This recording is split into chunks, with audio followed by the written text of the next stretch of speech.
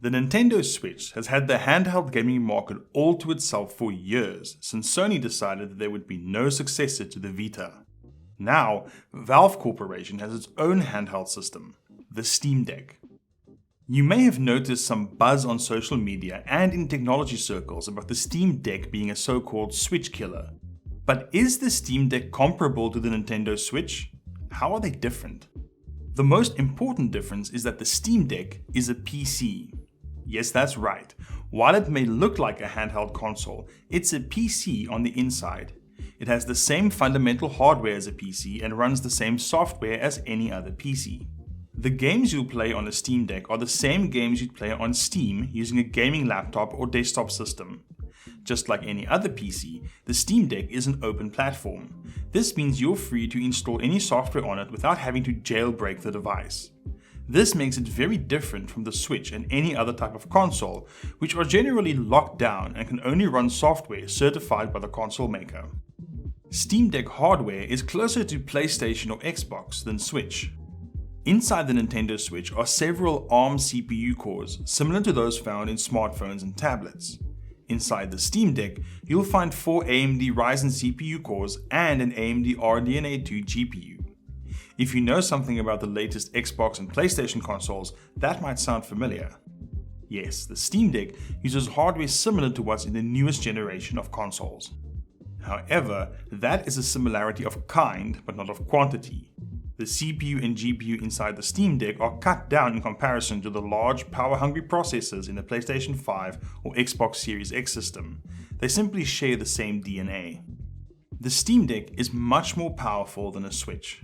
The NVIDIA-based system-on-a-chip inside the Switch was, until now, the most powerful hardware inside the handheld gaming system, at least for its price. But in the company of consoles like the PlayStation 4 and Xbox One, it's nowhere near as impressive. The Steam Deck has the graphical muscle to trade blows with a base PS4 model, but a CPU that's far more capable than Sony's previous generation mainstream console. So, one way to think of the deck is as a CPU supercharged PS4 you can hold in your hands. Considering the wide gap between the Switch and the PS4, it's a clear step up from Nintendo's system. Steam Deck games are not native. The Steam Deck runs Linux. Specifically, it runs a custom version of Linux called SteamOS. However, most of the games you can buy on Steam are made from Microsoft Windows, so how is it possible for the Steam Deck to play them? The answer is that Valve has implemented a special piece of software called Proton. Proton translates the language of Windows to that of Linux.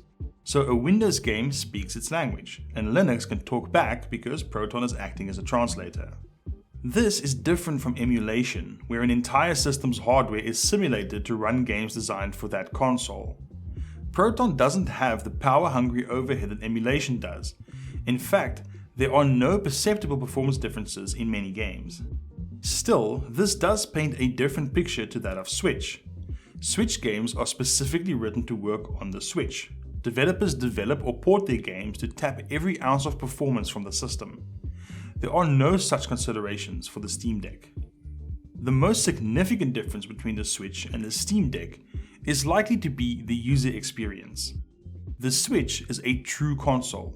All you have to do is download a game or insert a game card and you're playing in seconds. There's nothing more for you to do once you've put the game into your system.